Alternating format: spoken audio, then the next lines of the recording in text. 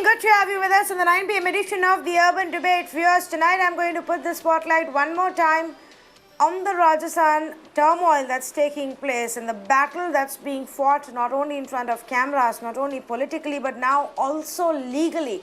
But instead of having a regular political tu-tu-meme between various parties, we decided to get to the core of the issue and actually get top legal minds to help us understand, since this fight has now gone from the Rajasthan High Court to the Supreme Court, and tomorrow we are awaiting an order that the Rajasthan High Court will give. We thought it's better to understand really what's happening, what is being debated and argued upon in the courts.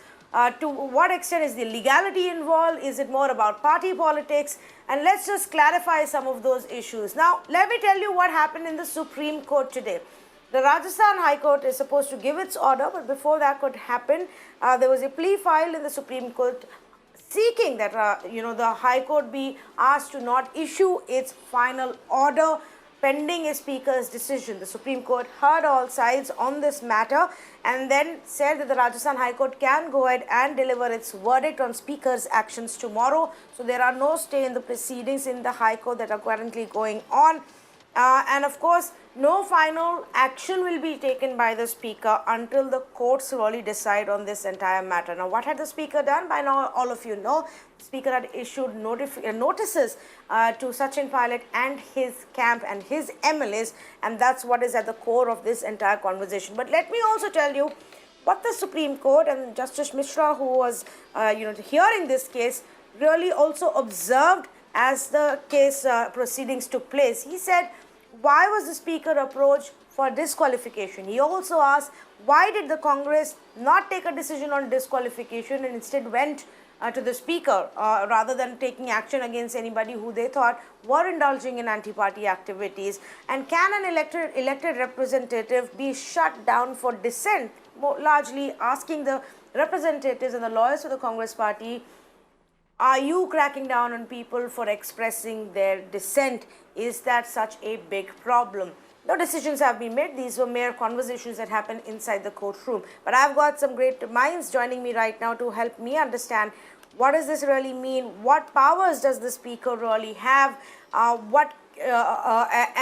if we actually need those powers to be relooked at. Far too many cases, viewers, far too many cases, from the Manipur speaker case to the Karnataka political drama to Arunachal Pradesh and Uttarakhand, even Tamil Nadu disqualification case. Far too many of these cases have landed up in our courtrooms. Perhaps it is time to relook at some of the laws and what they really define. So let's say good evening without wasting any further time. Let's say good evening to Kailash, Vasdev, Senior Advocate of Supreme Court, Mr. SIDHARTH, LUTHRA, former Additional Solicitor General, and Mr. SANJAY, HEGDE, also Senior Advocate of the Supreme Court. Good evening to all of you, and it's great to have you all again. I think it's been a while since we had a conversation, in the light of this entire COVID coverage that we've also been doing here. But I thought today, let's relook at the speaker's role and some of the questions that have come about again in the light of this Rajasthan political turmoil. So, Mr. HEGDE, let me begin with you. This conversation that happened in the Supreme Court, do you have a view on it? Where do we draw the line between what can be considered as dissent and allowed or anti-party activity where a disqualification can be sought? Well, it's not exactly right to take a judge's observation out of context, or a judge sometimes asks questions for the purpose of eliciting answers. In our political system as it currently exists, party members are bound by a whip, especially when it comes to matters of defection. You may dissent within the party, you may express your views and all that, but when it comes to the survival of the ministry, there can't be a dissent. There is either an act of defection or there isn't. Now, under the mechanics of the 10th schedule of the Constitution, you can only defect with 2/3 of the members of the legislature party to save yourself from disqualification. That figure is never reached. We now have this interesting concept, which first came in my home state of Karnataka, called Operation Kamala, where members decide that they will resign they will bring down the effective strength of the assembly, and the other party gets in. Thereafter, these members are re-elected. Even this kind of trick is not possible where the difference between the ruling party and the opposition is a bit too much. So, in Rajasthan, it was not a case where they could even offer to resign. They are now caught in between a rock and a hard place. They've petitioned the courts. This is not a matter of dissent. This is a matter of defection, in my respectful submission, if I was arguing that matter. I don't think that in the face of a ministry falling, there is any scope to say, no, I only dissent, but I am not defecting. That fine ground does not exist. Okay, but Mr. Kailash Vasdev, would you agree with the argument that Mr. Hegde presented? Can it be called defection when there hasn't actually been a crossing of the line, off the floor, any kind of voting, anything that would suggest defection? Good evening. You see, there's an aspect which we have to look into in this case. The aspect is that the Sachin Pilot group has not yet joined any other party. They are waiting in the wings, if I may use the word, and that's what everybody is saying. The Speaker's powers come into force under the 10th schedule when there are proceedings within the House, when a group leaves the party or is wanting to move over to another group. That situation hasn't arisen so far. We've come to a constitutional crisis in this case because these people have been suspended. What does suspension mean? That you are within the party, but you are not out of it. If you are not out of the party, the powers of the members as representatives elected will remain with them. If the powers are going to remain with them as it stands, then you cannot say that there is a 10th schedule violation. You may initiate proceedings against them for the purposes of disciplinary action by violating norms or not being with the party or whatever, but that is outside the House. It is not within the House so far. If you are to expel them, you will create trouble for yourself because you've got a large number of people who will be thrown out. If you throw them out, they have a right to continue in the House. So now the Speaker's powers under the 10th schedule come in when these activities happen in the House. There is nothing in the House so far. It is all outside the House. So the dichotomy produced by the Constitution with regard to the Speaker's powers under Articles 93, 94, etc. in the 10th schedule are two different patterns completely. Inter-party discipline comes within the provisions and the powers of a party and its own constitution. In my view, there is no defection so far. Nothing has happened warranting the Speaker's exercise of power. The Speaker's exercise of power would come if these persons, whatever their numbers, had quit the party and joined a second party, or had quit a party and formed their own group. It is now for the party to decide what it wants to do. It is not for the Speaker to decide what is to happen. Here there's another issue which has been troubling the constitutional system. In the old days, the system was that the Speaker who was chosen would by nature be a person who is independent. Today, parties make sure that the speakers who are elected to that very coveted post, because he is to manage the House, he is to manage both the leaders of the opposition, the leaders of the ruling party, and those who are independents. That fierce independence which a speaker should have is no longer there. Speakers have become partisan. If you recall, in the case of Patnaik, the same thing happened. He eventually came back to the party with different intentions. This independence of the Speaker, a pillar of the democratic system in a House, has gone. And the situation arising today is very sad for all of us because you are now coming into evoking jurisdictions of the court in matters which fall outside the ambit of the court. How is the court concerned whether somebody comes into power or goes out of power or quits an office or comes into an office? Where is the jurisdiction of the court? Judicial review comes in if there is a decision. Today there is no decision. And yet you're invoking court's jurisdiction because then you will say, no, the court said so, so therefore I will get away with it. This is an abuse of the judicial process. It's an abuse of the constitutional norms. Yes. I mean, it's a Yes. total In abuse fact, of the I was going to ask that question next, Mr. Vasdev. So let me, if I can just come in on that point and pick that up and ask Mr. Luthra if he agrees, Mr. Luthra, the argument that is being made is that why are the courts coming in right away when there is not even a decision by the Speaker that can then be judicially reviewed? The question is the jurisdiction of the Speaker to take action, and that is what is in question. It is not that there's a decision, but could the Speaker actually act, as Mr. Vasdev rightly pointed out? This is a matter outside the House. It's an issue of an intra-party dispute. So should the Speaker have entered the fray? And that is the question that is becoming the subject matter of this debate before the High Court, which will be determined tomorrow. I do agree with Mr. Vasudev that courts should normally be wary of intervening such matters, but it's a jurisdictional issue, and that jurisdictional issue is the one that the Supreme Court wishes to address, and that is the reason the matter was kept for Monday. In fact, since I was waiting for another matter, I must tell you, it was indicated that the matter could even be kept possibly tomorrow or later, but today there was a special mention. That's the reason it's gone to Monday with the consent of the parties. So tomorrow the High Court is going to decide what is going to be the consequence. One option, the pilot group succeeds. If they succeed, then it'll go into a further consequence. But if the Speaker succeeds or the government succeeds, then the Speaker will take action against them, and there are going to be certain political consequences that follow.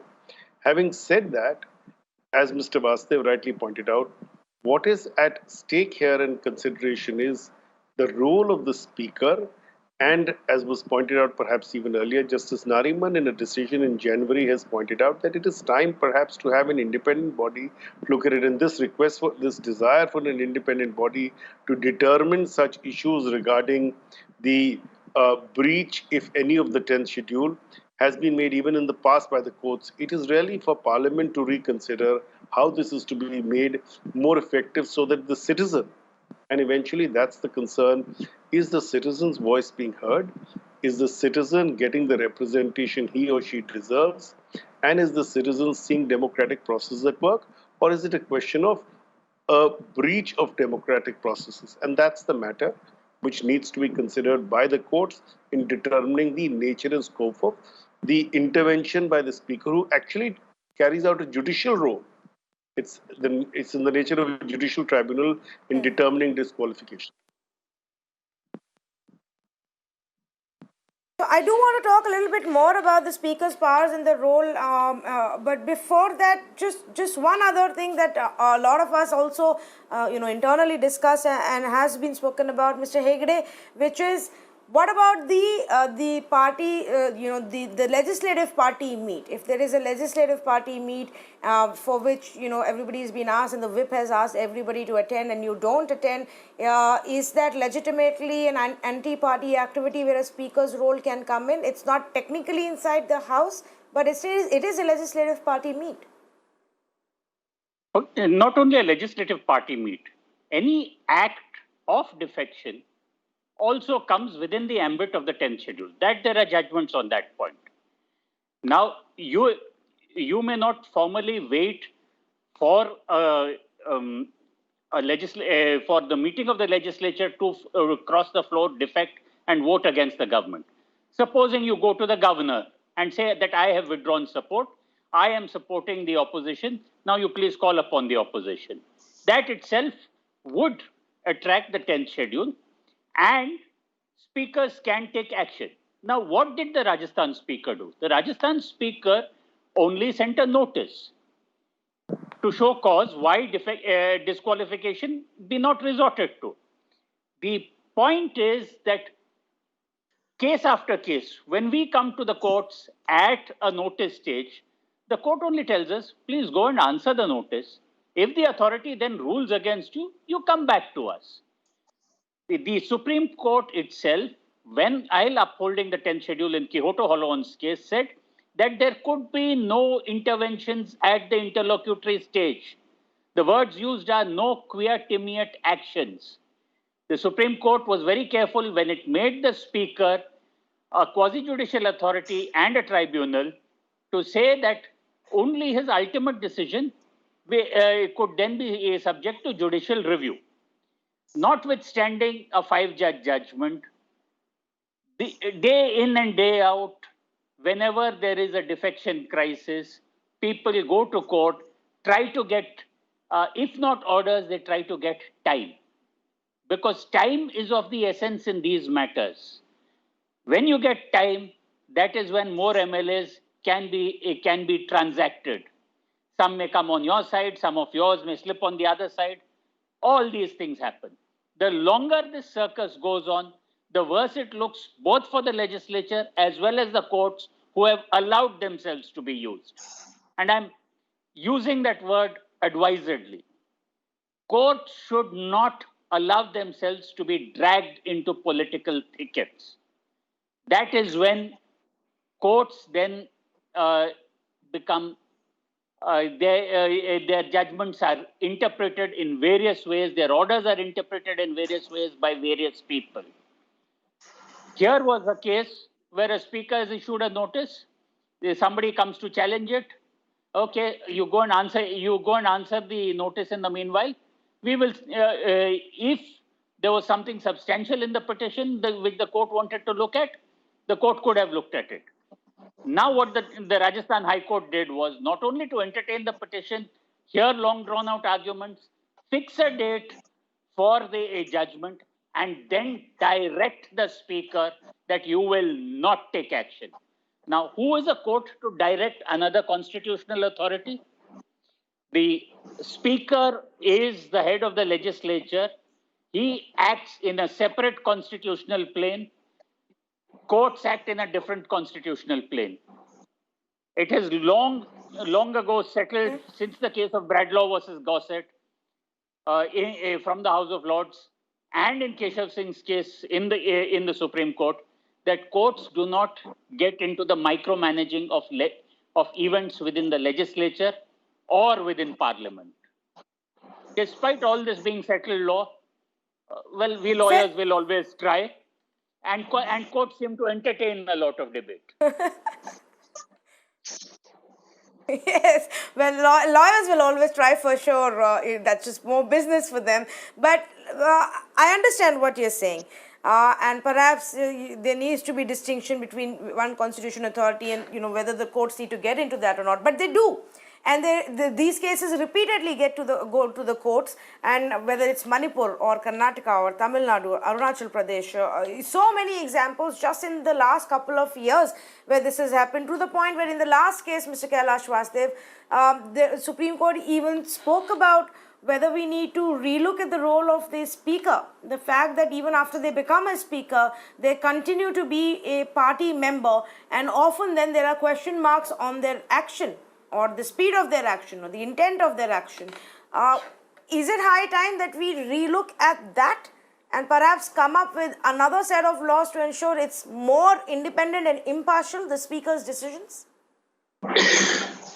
In the opening, I told you that the speakers today are partisan. The first thing which I said today was the speaker has to be independent.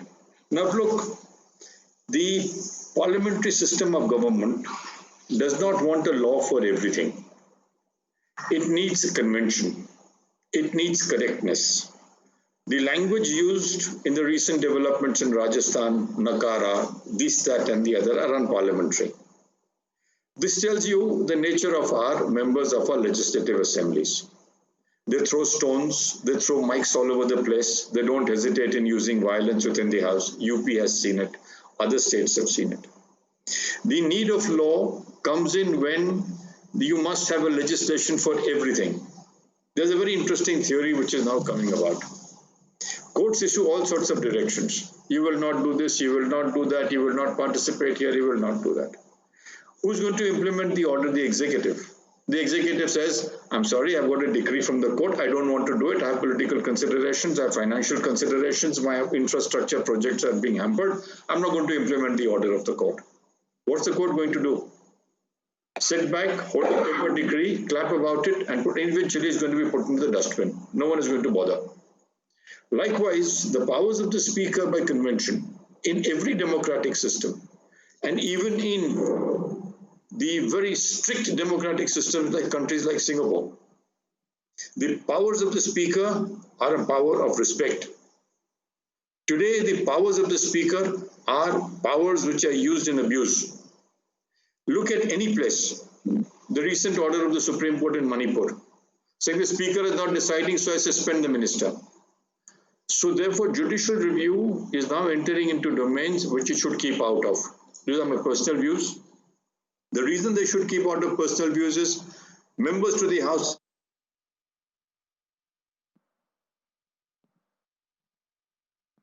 of the President.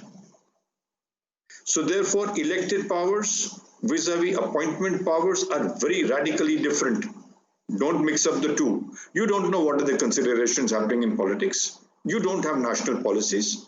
Your own judgment says that insofar as economic policies are concerned, policies of government are concerned, we will not interfere.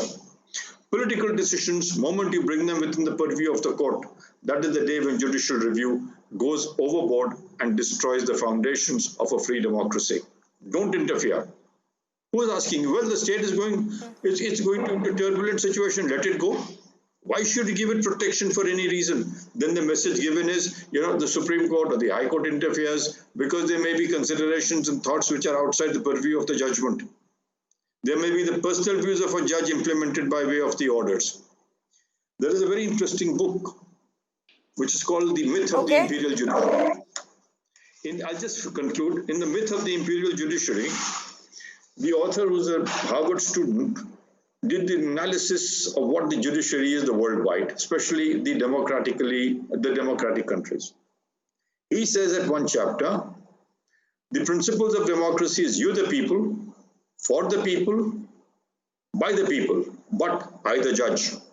So all democratic norms are then pushed away when the judge has to decide a matter. He's going to decide to his fancies because he feels that what he's going to decide is the ultimate what he says. Little does he realize that he's entering into thickets which are not contemplated by any constitutional norm or convention. Here is where the problem is. You bring everything into the court, so the court has decided, so goodbye to my principles. It's the court's principles which I will apply. So politics now becomes a bed bug within the court. Here is where we have to control ourselves. Don't entertain these petitions. Let them decide. What's going to happen? I get your point, Mr. Kailash Vasdev. I also see merit in what you're saying about the courts interfering and, taking these decisions and they should stay away. But on the other hand, I know it comes down to perhaps one judge who takes a call and in a democratic setup, I understand the point that you're making, but there has to be some accountability for what's going on and the political circus that often unfolds in our country as well. Who else will then, step in and call for some kind of sanity and a fairness and justness in this system? Mr. SIDHARTH LUTHRA, do you want to comment on that? I think in 1992, when in the Gehlot Government case, the Supreme Court struck down Rule 7, 10th schedule, and made it very clear that they would have the right to exercise judicial review, though in a limited nature. The doors were open. After that, we have 7-judge constitutional bench in Raja Rampal. So the doors have been opened. The question is the extent of exercise of the power and the need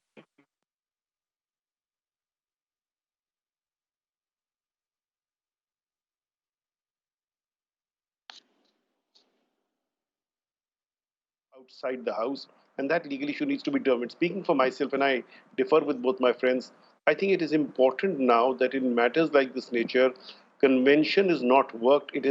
We thought it would work in 1947, in 1950. We keep hoping that it will work, but it's not working.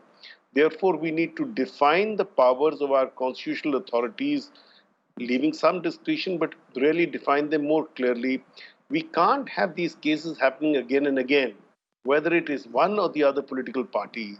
The loser is democracy, the loser is the citizen, and if the courts step in to protect the citizens' right or democracy, I don't think they can really be faulted. After all, who petitions them? We do.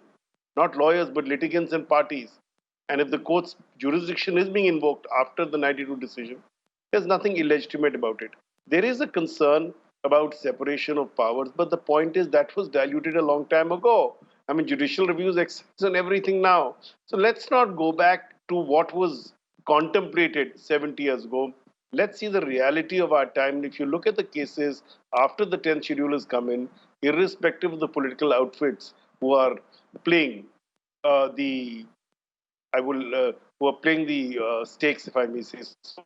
So the point is there is consistency in the need for intervention by courts.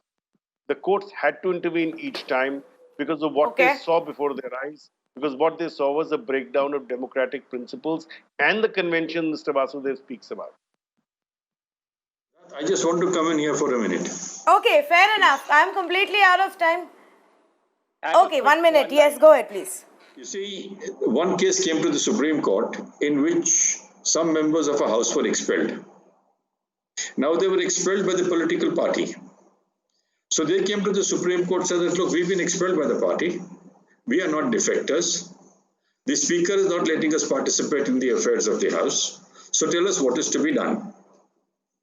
So the matter was pending in the Supreme Court. So when it came up for hearing, the judges said that, look, this is a matter which has become stale. There's been a new election. Somebody else has come into power.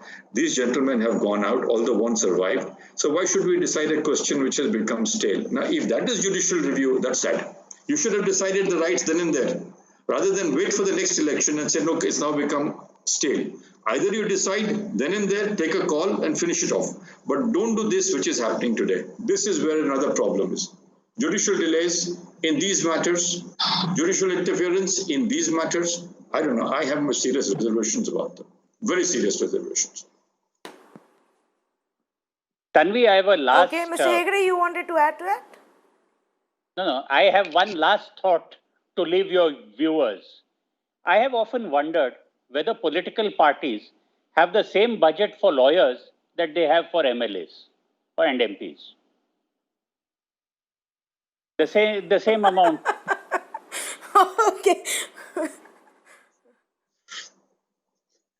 Okay, Mr. Hegde, we will let our viewers think about that for sure. Thank you so much, all three of you. It's been a pleasure to have you again on the Urban Debate, and it's been great talking to you. Of course, I'm sure we will have lots more of these conversations. The political turmoil is a story that repeats itself in state after state in our country. After all, it's part of the political setup. But where do the courts come in and to what extent? That's a debate that continues and happens every single time we see this kind of a system blow up. Tomorrow, the Rajasthan High Court will give its order, and then let's see which way the Rajasthan political crisis really progresses. Thank you to our panelists for joining in. I am quickly, without going to waste any time, move on to our next big story. And this is keeping in line with our constant focus on India's big metro cities and the kind of healthcare infrastructure that we've managed to set up or not set up, and what's going wrong in our war against coronavirus. One more time tonight, we get you a special investigative report from Bengaluru. And this report exposes the truth about some of the hospitals in Bengaluru. Not only is it difficult for a COVID patient to get a bed, what's becoming increasingly even more difficult is for non-COVID patients, for emergency cases, to get any help in the city of Bengaluru. Our reporter, Shrija, called 7 prominent hospitals and she asked them for a bed for admission for a woman who had gone into labor, saying this is an emergency case, we need a bed for, because the woman's gone into labor and is about to deliver a baby. 6 out of 7 hospitals asked for a COVID test report. Is a pregnant lady supposed to get herself tested for COVID, wait for the test results to come before hospitals give her admission and deliver the child? Are we really serious? And every time we question the government says, no, there is no problem. Maybe 1 or 2 hospitals, we will look into it. We will take action. Private hospitals are slow in cooperating, but they are. Why are we giving these hospitals such a long rope? What about people and their lives and their health?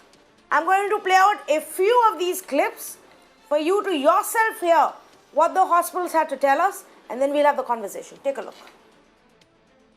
My sister, she is undergoing labor right now. I wanted to know if I can just rush her to Malleshwaram Cloud9 Hospital. Are you calling for the first time to Cloud9, ma'am? Yes. Ma'am, they need to have a COVID medical certificate with them, ma'am. Ma'am, but this is an emergency. She's already having contractions. Yeah, ma'am, but just a second. Which location of Cloud9? Malleshwaram? Be on the line, ma'am. I'll just try to connect. Because I cannot connect your call to the registered office, she is cut down to the case. Give me 10 minutes. I'll speak to the doctor as well as I will speak to the management and I'll get back to you what has to be done. Sure, thank you. The Cloud9 Hospital in Malleshwaram, the receptionist, the first thing that she tells me is you will have to get a COVID report.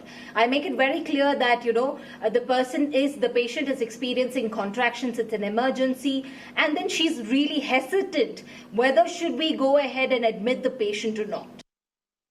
There is a pregnant woman, we need to get her admitted, so I want to know that, no, the COVID report is not done yet. So what is the protocol, if you can tell me? Now, what is the complaint? Actually, she has any labor pain started or just you want to admit? What is the reason for admission? Ma'am, she's just got mild pains. Okay. So I want to know, is there a possibility for me to bring her and admit her in the hospital? Or is it important for me to get a COVID report? Ma'am, is it book case here only? I mean, you're consulting here only gynecology? No, ma'am. Hello? No, ma'am, no. I'm Where are you calling. going? Sorry, I used to go to Shivaji Nagar. No, ma'am, you have to go there only. We are not taking other hospital patients over. Ma'am, that's because there is no hospital here, which is why I'm asking. It's an emergency. If you want me to get, do you want me to get a COVID report done? Is that how it is the protocol? We are not taking, ma'am. We are not taking any outside patients. We are taking only the booked patients here. This is from the gynecology department. Ma'am, if I get the COVID report, will you at least admit? At least do that. It will take time for the report to come, right? No, ma'am, I'll get at least antigen test done. But they are not taking gynecology people. They are not taking, ma'am. Okay, thank you. Thank you so much. Ma'am, there's an emergency here for a pregnant woman. I want to know that do you need a COVID report or not? Yes, the new patients they are not taking unless they have some old cases. You can try other hospitals. But what if it is an old patient? Is it a must to get a COVID test? Yes. Otherwise, you won't admit, ma'am? That's what is the protocol. Okay, ma'am. Thank you. Well, let me in fact go across to Shrija because we played out just 3 clips, Shrija, but this was the story in 6 out of 7 hospitals that you spoke with. Is this a rule? Is it a rule that, all non-COVID patients have to furnish a COVID certificate? Well, Tanvi, in fact, to make it very clear, there was also a guidelines which was sent out to all the private medical establishments by the then BBMP Commissioner Anil Kumar. That stands valid. Now, according to that guidelines, it does point to the fact that no private medical hospitals, in fact, should deny treatment during emergencies. The first step that they have to do is attend to the patient and then go forward with the COVID report. So if you're looking at today's case, in fact, yes, you did point out at least 6 of the 7 hospitals, not a single hospital was ready to treat this particular patient that I'm talking about.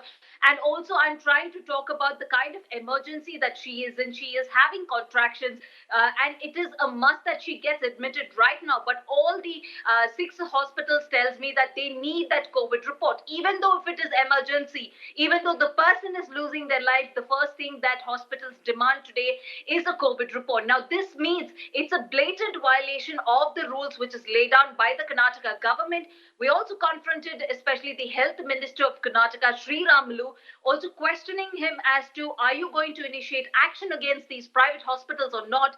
Now, the only answer that he gave, in fact, it is very shocking. The only answer that he told us is that we cannot immediately go and confront them or initiate action against them. The first thing what we have to do right now is to ensure that they cooperate with us. Back to you.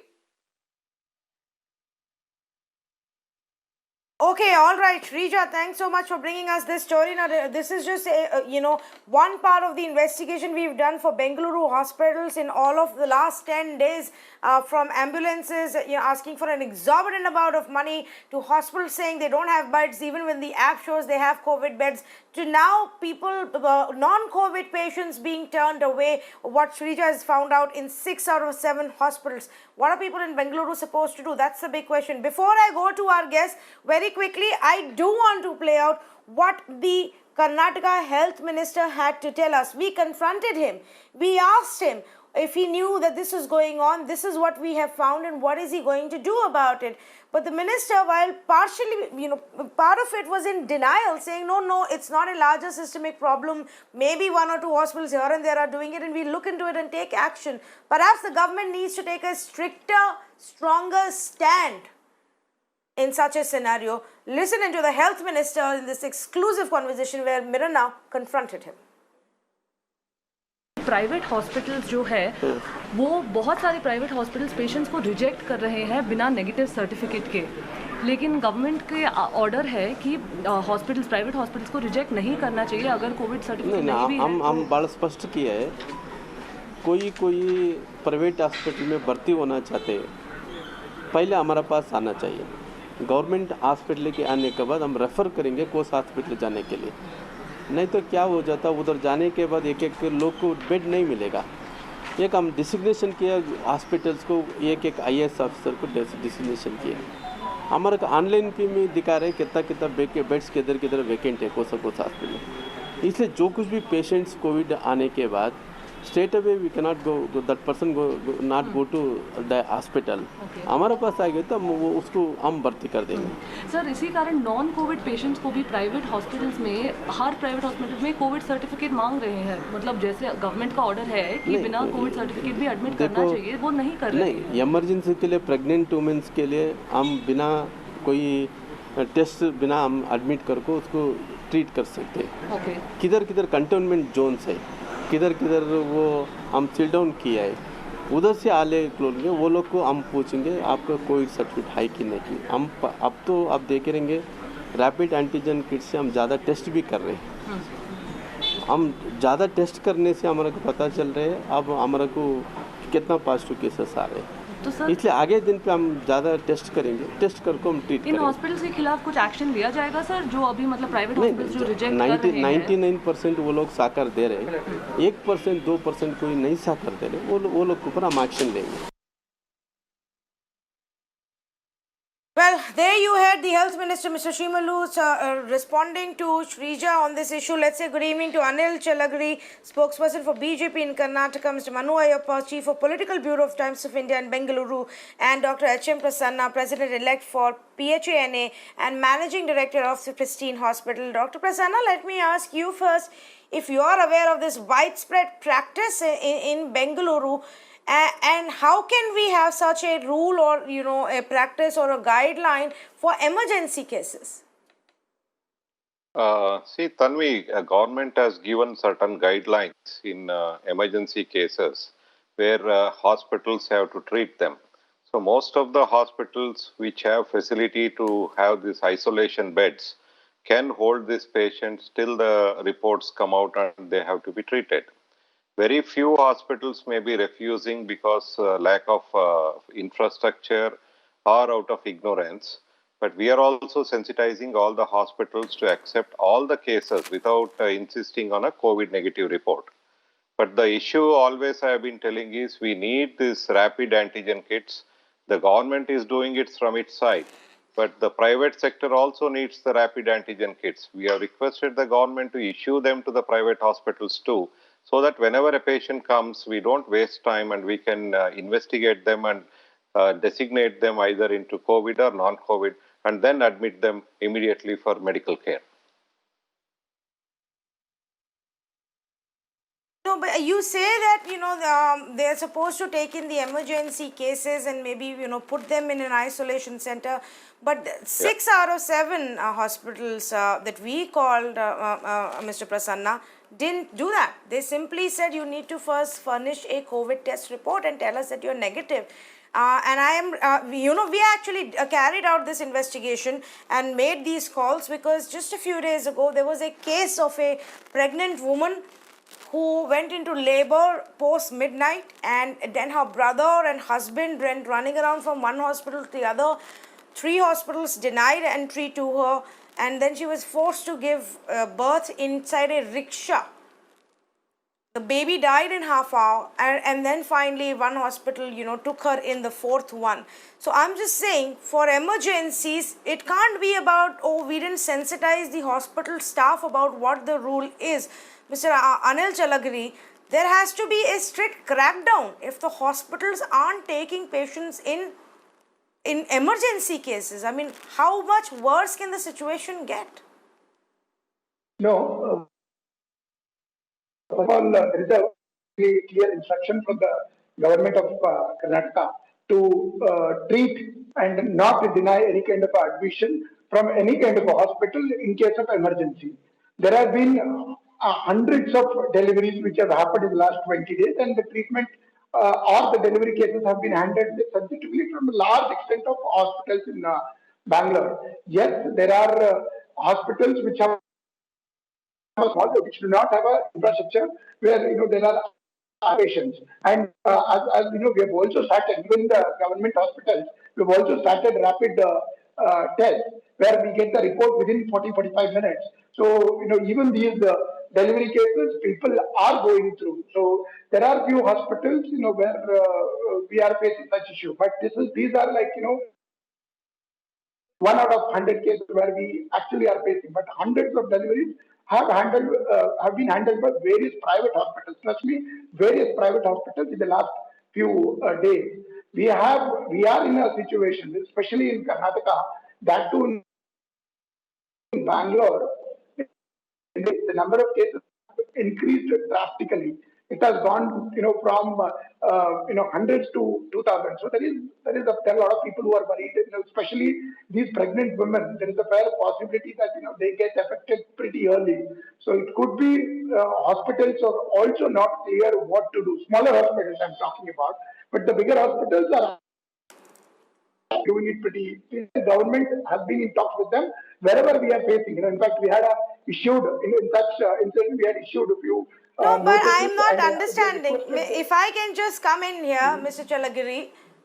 Mr. Chalageri, if I can just come in here, what I fail to understand is every time we have this conversation, and I ask somebody from your party in Karnataka about it, we are told the government is in conversation with the hospitals. The government is talking to them.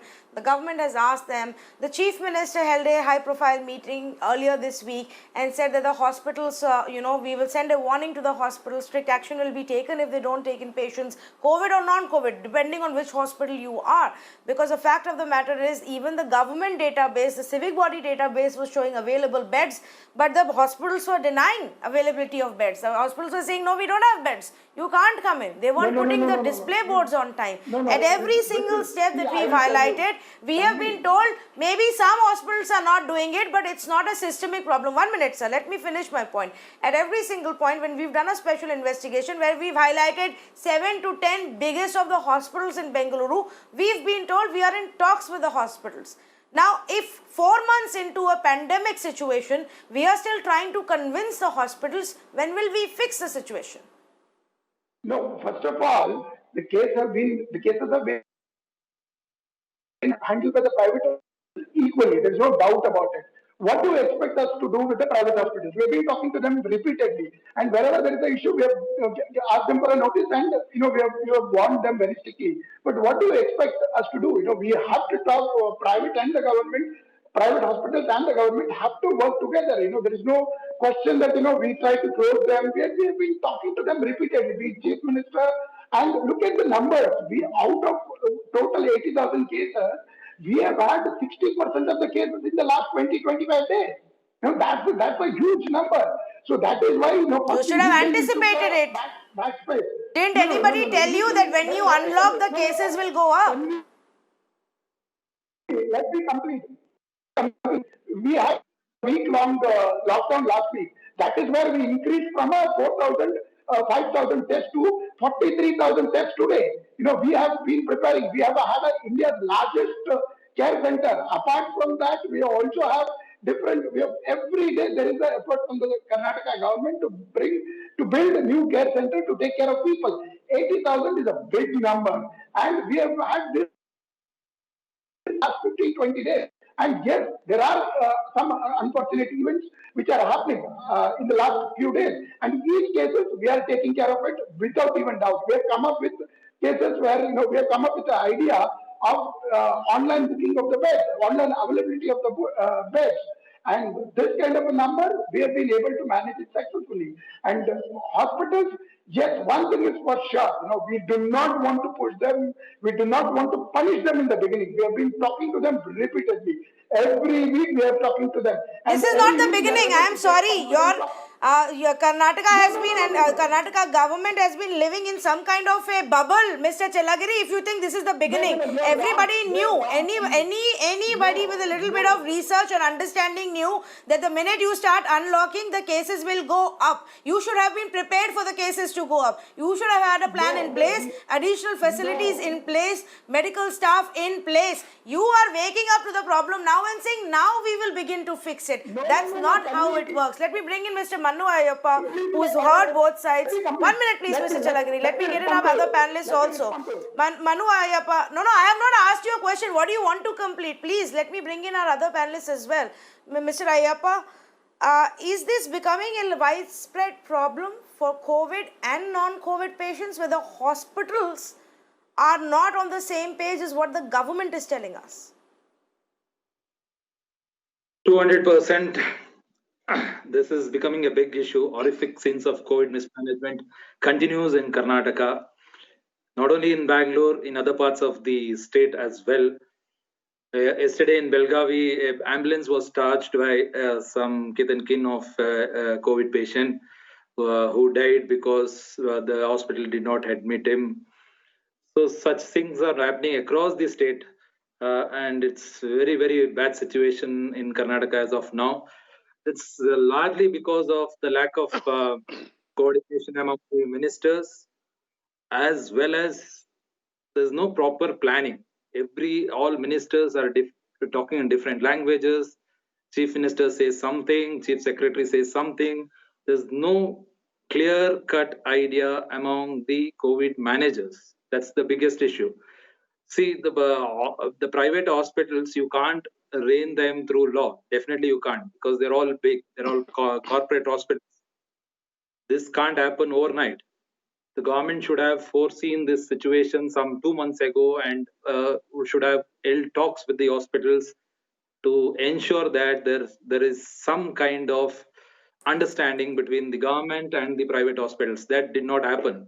Now the situation has gone from bad to worse. Now the government is trying to fix various problems and it's just not happening.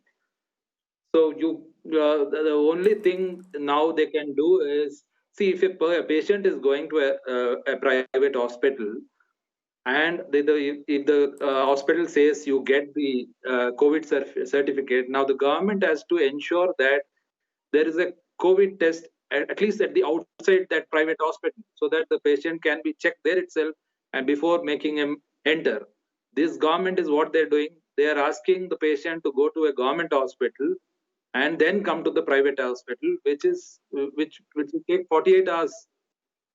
So even 1 hour is crucial in such situations, or even 5 minutes is crucial, especially if a patient is in serious condition.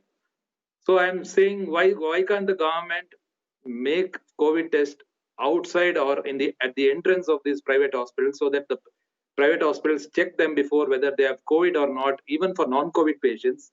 If they have any kind of doubt, if the patient is suffering from fever, cough or anything, they should come out with some suggestion, or they should immediately start an helpline where the people can call someone when the hospitals don't allow them to get admitted or something, or doctors don't treat them, so that there should be some kind of a squad who should immediately rush to the spot, help them.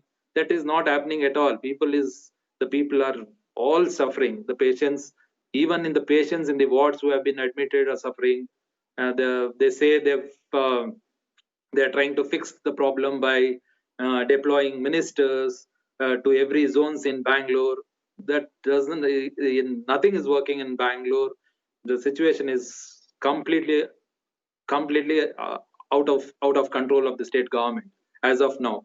The biggest issue is now the government. Okay. Yeah. Yes, the biggest issue is, go ahead, please finish that thought. The biggest issue is there is severe shortage of ICUs at all hospitals to treat COVID patients. The government is not focusing on deaths. It is focusing on COVID care centers to treat asymptomatic patients, which is not necessary when we have allowed a home isolation. Why you need COVID centers now? You have to prevent deaths rather than treating asymptomatic patients. Please let the government focus on preventing deaths. That's my list. Okay, let me get in Mr. Chalageri to respond to that. Mr. Chalageri, is there even an organized, functional, central helpline for people in Bengaluru? It is already there. It is there. And also, as I told you, we have apps where people can actually check out the bed. We have website where people can go and check out for the availability of the bed, depending on whatever. That data doesn't match what hospitals tell us. The website data doesn't match what hospitals tell us, Mr. Chalageri. Have you tried it out? No. You call up those hospitals, they'll tell you they have no beds. No, I do this on a daily basis. I do this. There's not just a spokesperson. I also take care of this hospital admission on a daily basis. So that is why I'm just there. Because there are multiple people who are booking at the same time. By the time you go and check and book, there might be someone who might have already reserved. But ultimately, there is a central app and website where people can check the availability of the bed. I was talking about the private hospitals. Every day there are. But that doesn't work. Which are. No, it does. How do you expect? It does work. Every day we have been. Improving our process. I will send you our investigation clips, Mr. Chalageri. You may have missed it, but your party member had promised me action even on that front, just like we were promised action on the front of hospitals denying admission, and in this case as well. I'm going to just wait and watch and see how much action is taken. Fact of the matter is, the Bengaluru government got overconfident, the Karnataka government got overconfident when the cases were low, because they had managed to get a grip on it and control it in the first 2 months. But they completely forgot that the motive and the intention of having a lockdown was to prepare your healthcare infrastructure, to plan where will you get the additional healthcare staff, where will you get the additional ICU beds, where will you get the additional centers, how will you separate COVID and non-COVID patients, what will be your policy for non-COVID patients, which hospitals will take care of it, what about a centralized system, a helpline system, how many additional ambulances do we need, how will people get in touch for these ambulances, should they go via a central authority or should they be left to themselves to decide where they need to go basis an app? These are the questions that should have been done in the first 2 months of the lockdown, because everybody knew the minute you unlock, the cases will go up. But we should have been prepared. We were not. And we happily unlocked. And we opened up our restaurants, we started flying buses, we allowed offices to open, and we completely forgot that our healthcare infrastructure is not ready. So please, to the Karnataka government and the Chief Minister and all ministers, stop blaming the unlocking now. Stop blaming the fact that people came from other states and your cases went up. The cases were supposed to go up. What did you do is the big question. Completely out of time on this conversation. Thank you to all of our panelists for joining us.